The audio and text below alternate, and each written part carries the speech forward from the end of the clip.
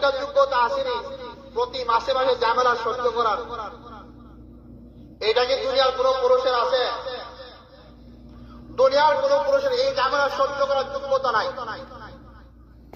তাহলে পুরুষ 30 দিনের সুস্থ থাকে, নারী 30 দিনের সুস্থ থাকে না। আল্লাহ সৃষ্টিগত ভাবে মাঝে মাঝে অসুস্থ হয়ে যায়। এখন যদি কোন নারীকে নেতৃত্বে বসানো হয়, এখন যদি কোন নারীকে পরিচালনার দায়িত্ব দেওয়া হয়, মাসের যে সময়গুলো আছে অসুস্থ থাকবে, ওই সময় তো নিজেই চলতে পারবে না, পরিচালনা করবে কিভাবে? এই জন্য আল্লাহ পাক রব্বুল আলামিন 3টা জায়গায় নারী পুরুষকে ব্যবধান করে দিয়েছে। একটা হলো যোগ্যতার ক্ষেত্রে, পুরুষকে যে যোগ্যতা দিয়েছে নারীকে সেই যোগ্যতা দিয়ে নাই, নারীকে যে যোগ্যতা দিয়েছে পুরুষকে সেই যোগ্যতা দিয়ে নাই। 2 নম্বরে ব্যবধান হলো